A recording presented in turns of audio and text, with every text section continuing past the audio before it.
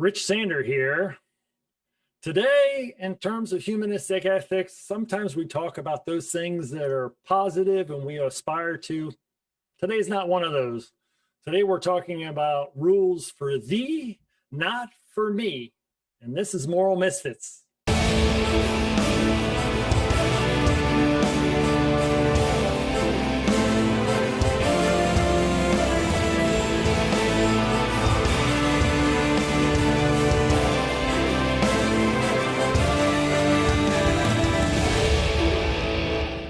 Today we have John Rafferty. How are you doing?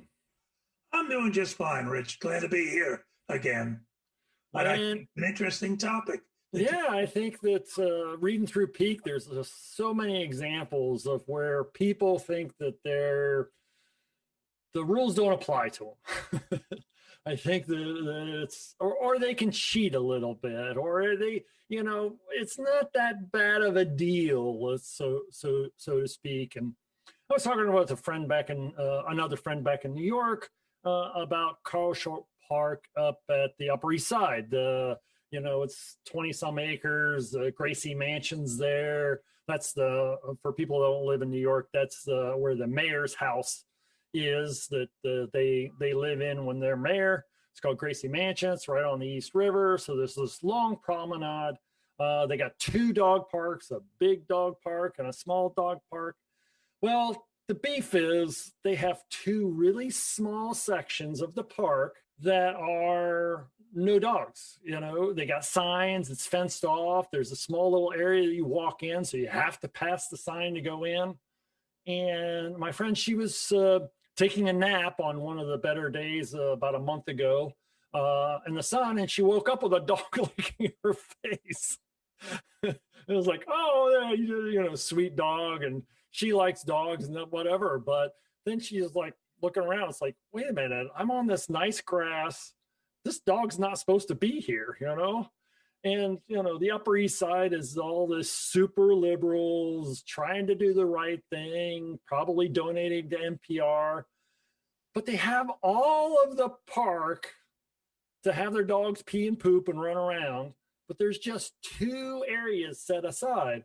And some people may not understand why. They have it set aside so people who are allergic to dogs or people who want a picnic, and they don't want a picnic right on the top of where a dog pooped or peed.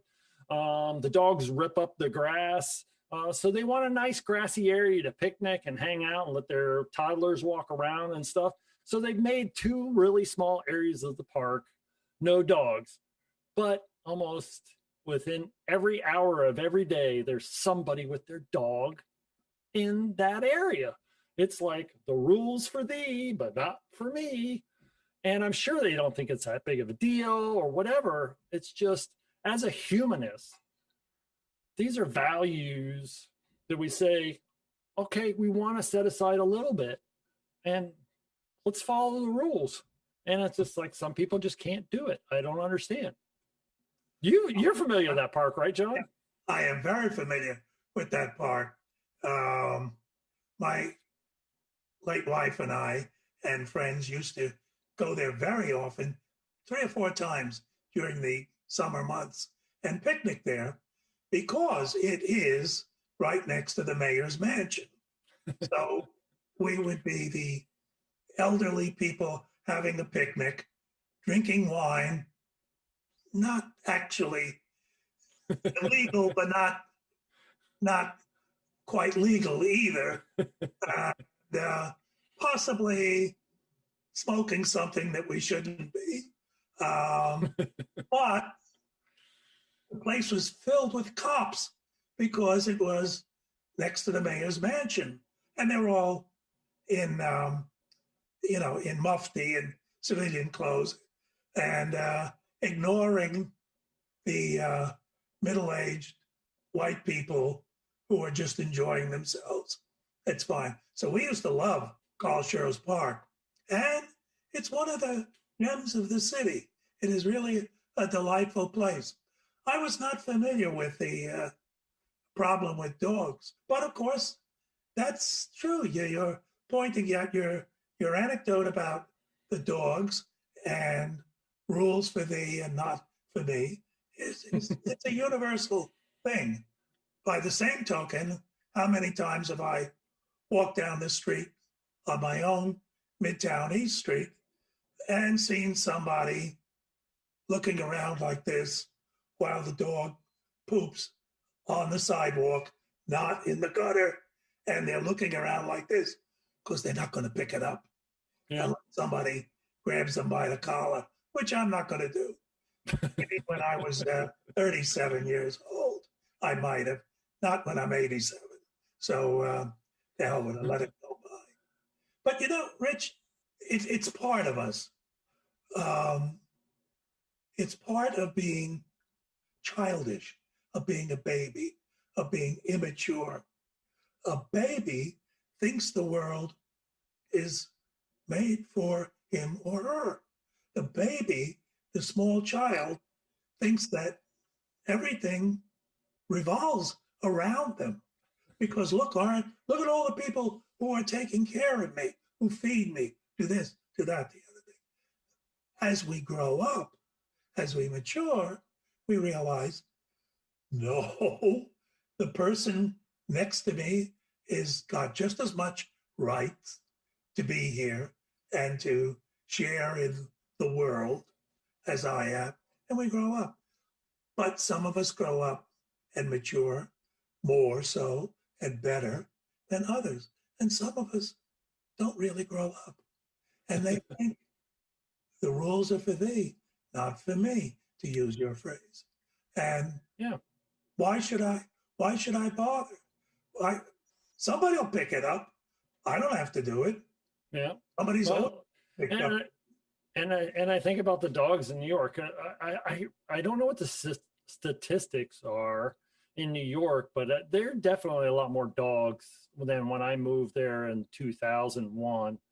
And I would say on where I lived on 90th Street between 2nd and 1st Avenue, there were probably at least 100 dogs living in those apartments just on that street alone. And if you think of 10% of those people don't pick up their dog shit, you know, there's 10 spots 2 or 3 times a day on the street in that one block.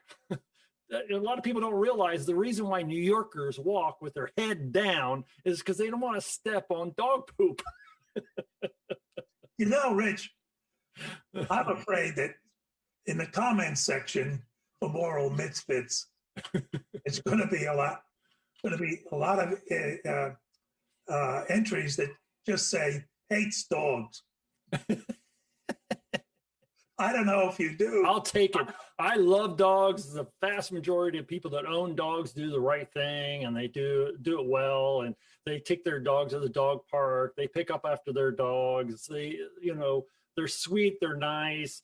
But there are some dog owners that are, you know, that's true. Should not have a dog because they don't know how to treat the dog. Yeah. The problem is not the dogs; it's the dog owners. Yeah. I agree. I'd love to have a dog myself. Yeah. But I live in a one-room apartment, and you know. Yeah, a small little dog in your place would probably. I don't want a little dog. So what am I going to do? Have a big dog in a one-room apartment? Not a good idea. Yeah, well, I think that when we are talking like moral misfits, is that we want people to be nice and kind and generous. That, you know, humanists are good people, just as, you know, religious people are. They just don't have that added thing about worshiping a god. But we're good people, and it comes down to that empathy, you know, for other people. I think that as a human species, we kind of need to work on our empathy a little bit. And I'm hoping that Moral Misfits in the future, when we end up doing it live on Sunday nights and people are gathering and meeting together and mingling, that, you know, empathy is a part of the ethics that people share with each other. It's how to be empathetic and understanding to all the other people and what they're doing and what their situation is. Getting back to the subject, you know, rules for thee, not for me. I want to use, because we like to, on Moral Misfits, talk about something that people do or We just talked about dogs on the upper East Side. And we like to talk about business. We'd like to talk about government. So we're going to leave government for a little bit because we know what we're going to talk about there. I think everybody else knows what we're going to talk about there. But for business, the thing that, again, living in New York is that just because you have a tech company and you have a new app doesn't mean you should be able to skirt all the other rules. For a long time, the internet was tax-free, and they wanted to spur that on, but that wasn't fair to brick and mortars who were paying tax and property tax and stuff like that. So that's not necessarily fair. But I remember Uber coming into the city, and for a lot of people that haven't visited the city, there's called the Taxi and Limousine Commission in New York City, and they have a lot of rules about picking people up and charging them money and dropping them off. Well, Uber says, well, I have an app, it's person to person, and they're private contractors. So you don't need to apply to all those other rules about, having a medallion and, clogging up the city with 40,000 more new cars because Uber and Lyft want to, skirt all the other rules and come into the city. It's, in the business world, sometimes there is this like rules for you, but not for me. I got a new app, so I don't have to do all that stuff. And it's like, what? Well, we have an iconic moment in pop culture in this country that speaks to this particular question loud and clear. In the movie Wall Street, Michael Douglas, his character, yeah, Gordon Gekko, yeah, says greed is good. Okay, that's one thing. Yeah. But what is amazing is how many people took that greed is good and said, yeah, right, it's good. I have seen so many, I troll a lot of sites while gathering material for the Secular Humanist newsletter. And I cannot tell you how many times I have come across people quoting greed is good. Not pejoratively, but, greed is good is a great idea. And it really isn't. Yeah, I don't think that's a humanist. Yeah, they're quoting a fictional character, yes, but a character who is a criminal, who within the context of the movie cheats thousands and thousands of people out of their pensions. Working people, working stiffs, who he cheats these people out of their pensions. And he says, greed is good. And we have people all over the internet saying, yeah, greed is good. That's nuts. I think that's a whole nother subject about greed and the seven deadly sins. But I think that it is an ethical point that it's like, is that really a good, positive, ethical thing to say greed is good? You can have motivations for somebody to start a business and do it well and be considerate of other people, and they can still make a lot of money. Doesn't mean that they should make as much as humanly possible. I don't think that is a humanistic ethic to do it that way. Somebody should make good amount of money for doing the right thing and providing a service that nobody else has. But to come in and be somebody like a tech company and says, I created a new app, so I'm all separate, I'm all different, I can do whatever I want because I have a new app. And I was like, no, not necessarily.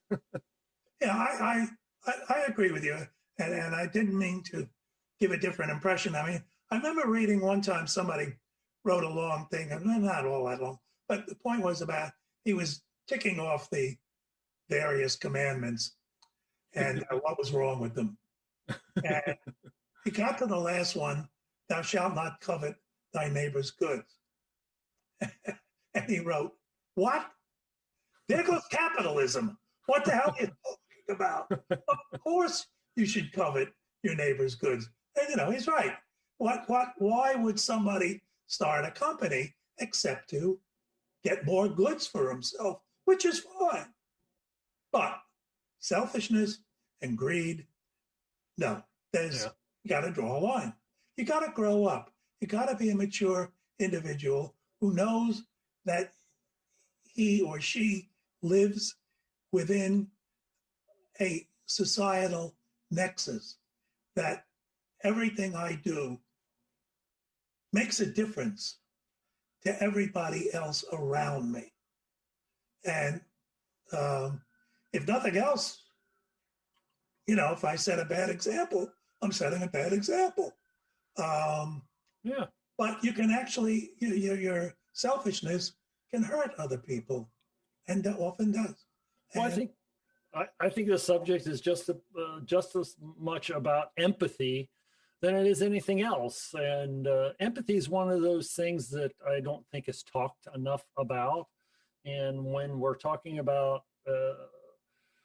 moral misfits and people gathering and they're being nice and kind and generous and helpful and attentive to other people, this idea about empathy is not something that's talked a lot about in terms of ethics and morals.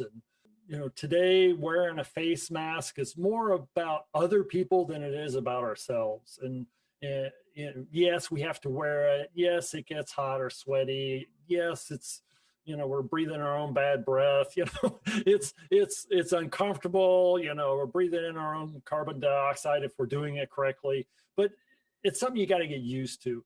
And the real question is, the mask is there to maybe slow down how much you're breathing in of COVID-19, but it's also about you not spreading it accidentally to other people in large amounts so they don't get really sick. Because we know that with COVID-19, if you get just a little bit of it, you get an accidental or a small dose of it and stuff, your survival rate is much, much better. But if you get a heavy dose of it, like bam, it's really tough, especially on somebody,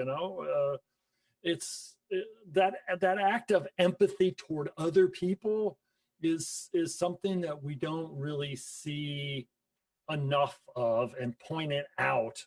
One of the other things that comes to my mind about what people do that we have rules for is driving. And in Florida, there's kind of a different ethic about driving a little bit. Like you don't really use your turn signal, but there's something about people with black pickup trucks that they're allowed to drive 90 miles an hour on Florida freeways. I don't know. I went to Key West during the spring for a couple days. That kind of freaked me out. So I came home early.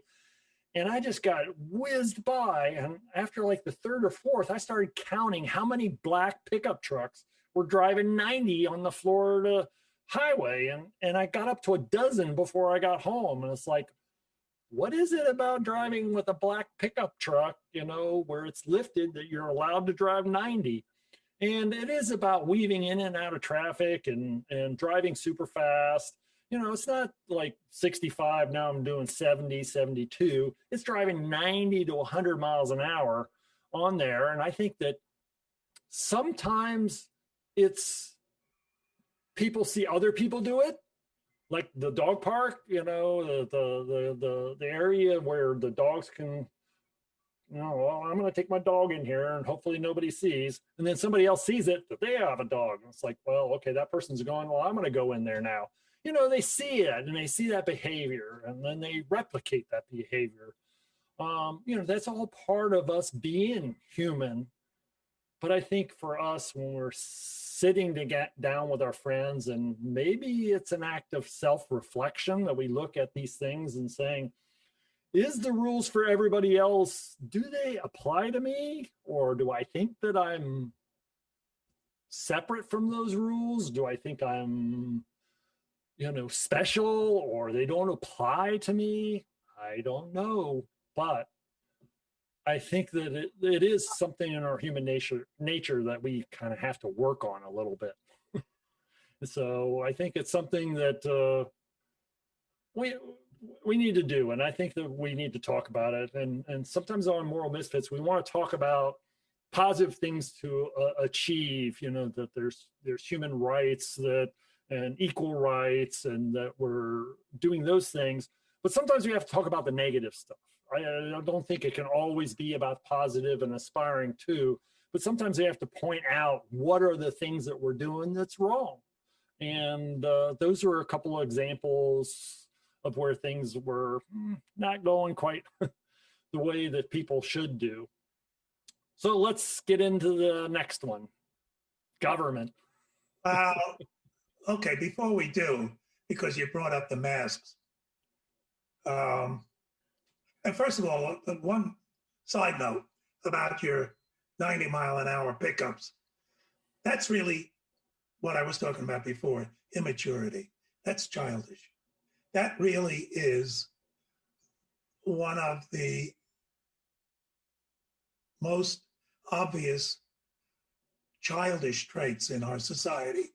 It's people who think it can't happen to me. Yeah. It's not possible. It cannot happen to me.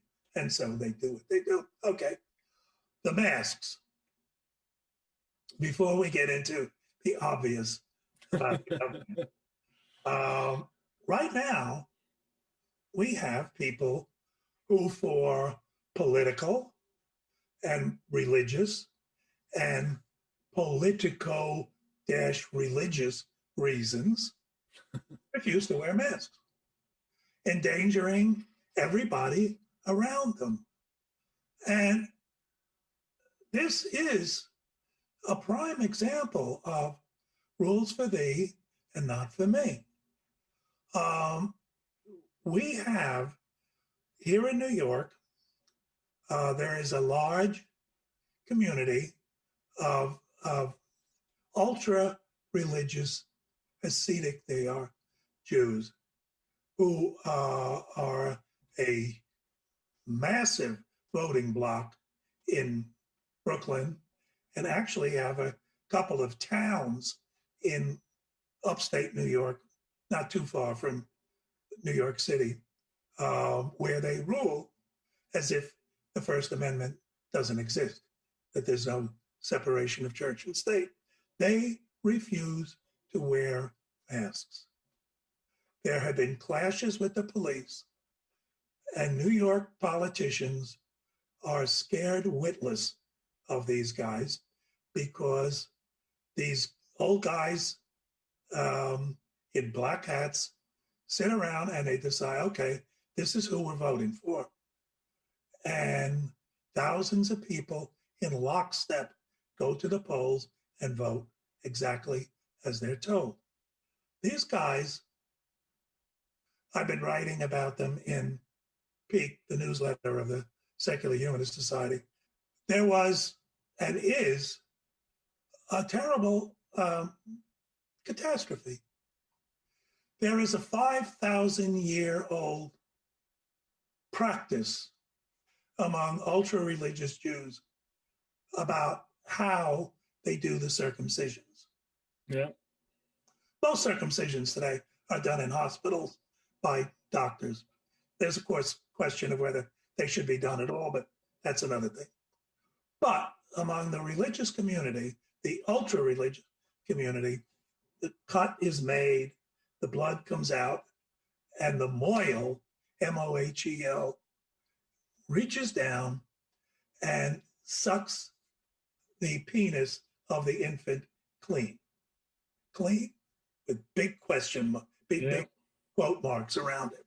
There has been a mohel who was practicing for years, for all I know, still is, who has herpes. And he gave, back in the 2000s, he gave herpes to at least 5 infant boys. Wow. One of whom died, one of whom had severe brain damage. And 3, I don't know, what the lasting effects. 3 mayors tried to get these guys to stop the practice. And they were told flat out, no. As a matter of fact, the chief among them, when Mike Bloomberg was mayor, he thought that he could deal with these people because he's Jewish. They're not gonna treat me badly because I'm Jewish. They treated him worse. Yeah. He's like Jewish light, I think. He's right. like, I'm Jewish, but I'm not really that religious, right. He says. And when he tried to sit down with Rabbi David Niederman and with Dr. Thomas Frieden, the city's commissioner of health and mental hygiene, and talk how they might work around this stuff.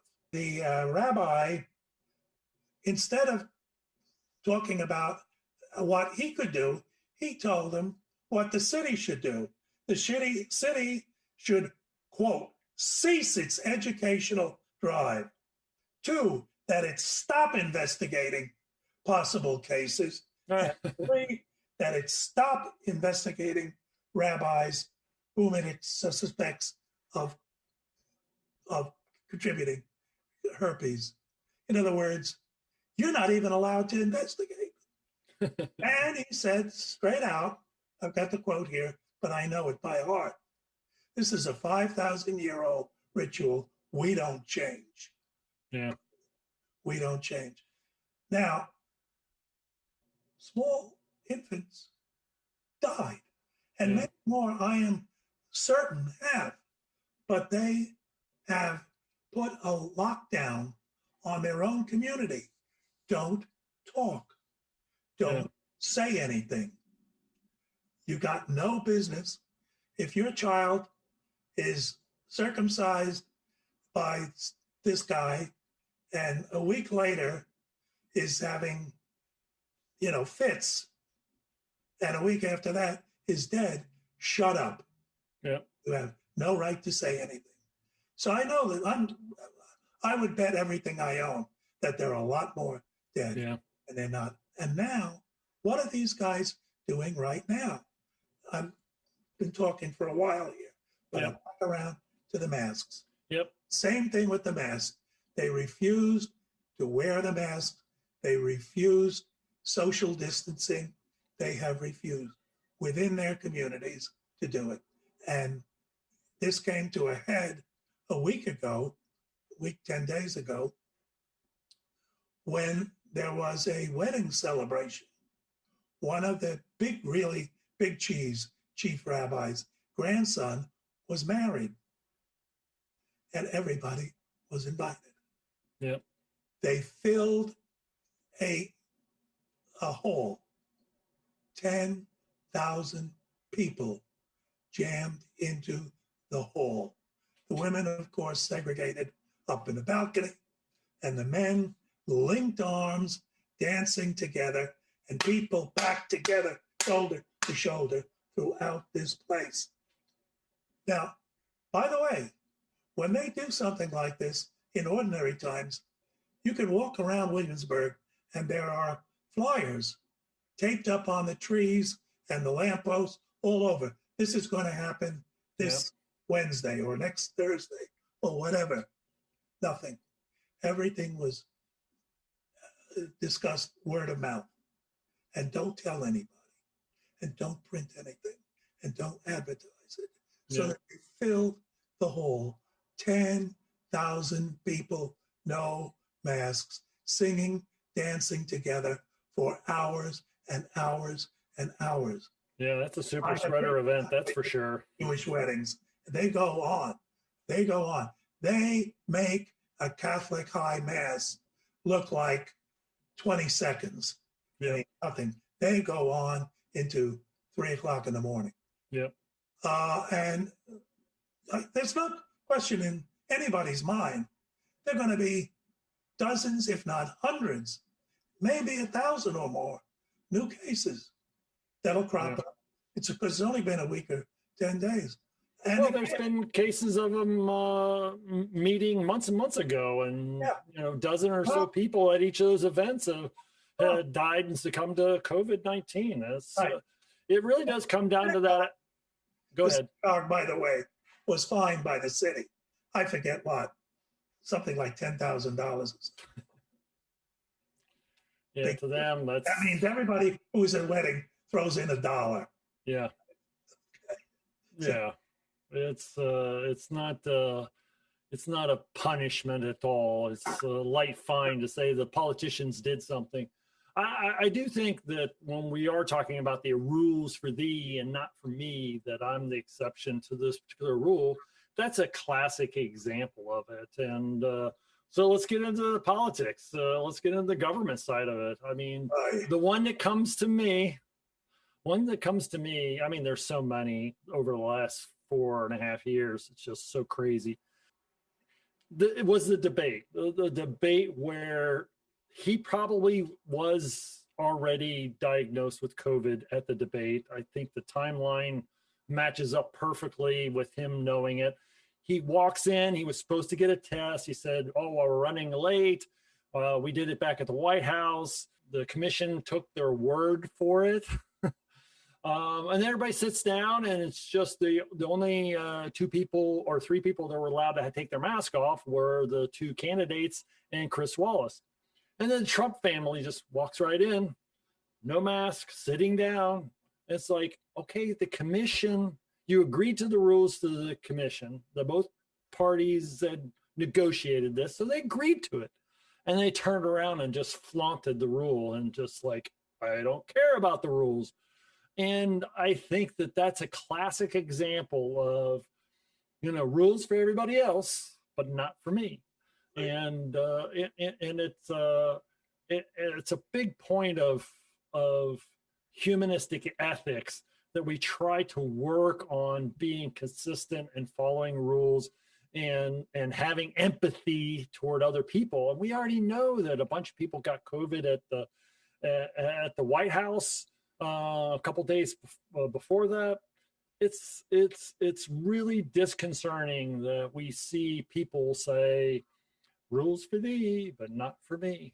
It drives me nuts. It does in terms of the ethics of it. Yeah, he made it very clear in that Access Hollywood tape. Oh yeah, where he was talking to somebody who was getting who was thrilled to be getting inside information from Donald Trump. Okay. yeah.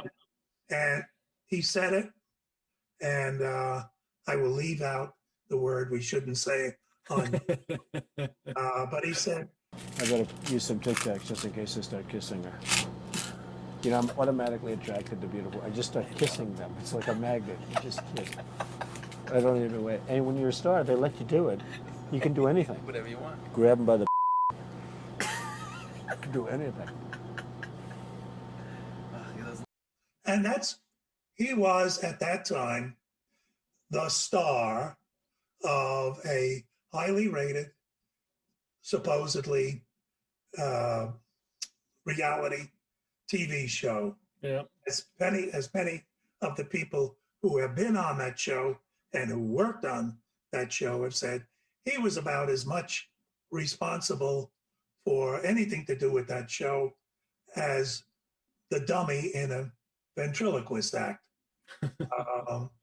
But he's convinced that he was, But what he said was, I can do anything because I'm a star. Yeah. His niece, whose book now is out. Mary Trump. Yeah. Yeah. She said that's been him all his life. It's just that I'm entitled. I can do whatever I want. And we have the stories, they've been buried, but we have the stories of why was he at a military school in high school? Because in junior high school, he punched the teacher. No question. It's part of the record, but it's been buried now.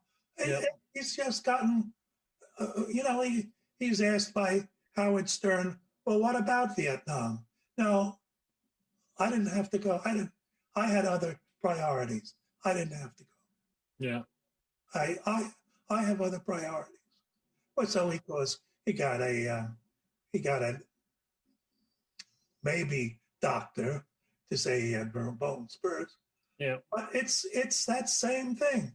Rules for thee, not for me. You know, I was drafted 6,000 years ago.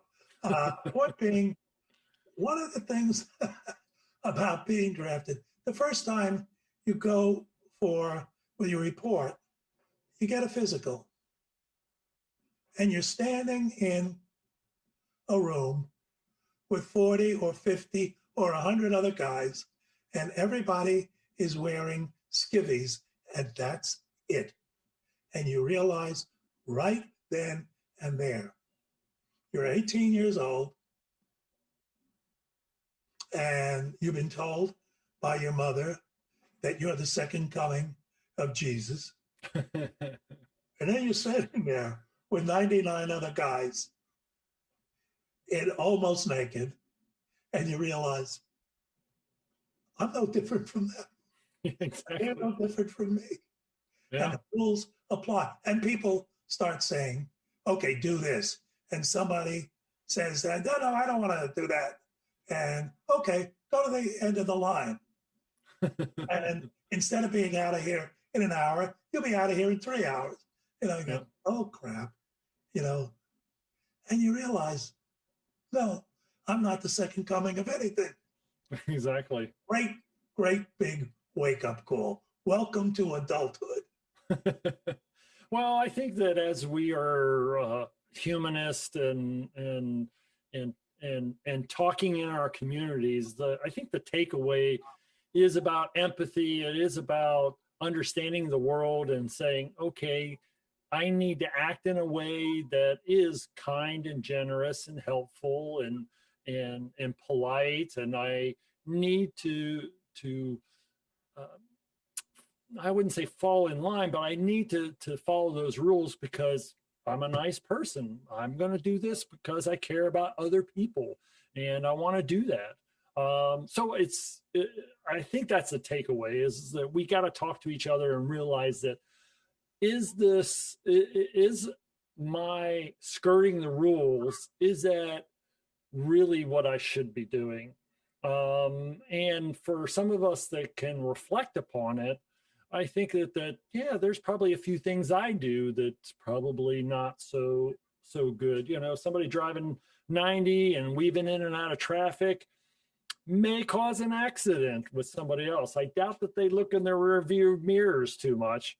You know, somebody in the dog park, you know, that's kind of a minor thing to have, you know, dog pee and poop and the grass torn up and maybe a bunch of dog hair. If somebody's allergic to it, you know, they cough and sneeze and they just leave the park. You know, that's not a life or death, but the mask, it could be life and death for somebody you do know. And there's, you know, thousands and thousands and thousands of cases where people thought that, oh, it's not going to happen to me, but it does. And it happened to their parents or grandparents and they're gone. And, you know, this idea about, you know, Uber coming into the city, there were consequences for that. You know, there were drivers that lost a lot of business. Traffic went to a screeching halt in the city. It was already bad before Uber and Lyft came in. There were consequences for that. And they went to court. They did all this stuff to really muscle their way in. And it's like, are you a nice, kind, generous corporate entity? You know, are the drivers making enough money if they're sitting in traffic? You know, there are consequences to not following the rules. It may not be direct to them, but sometimes it can be. You know, getting $10,000 fine for having a big wedding and stuff. You know, they probably probably cost them a couple $100,000 or whatever.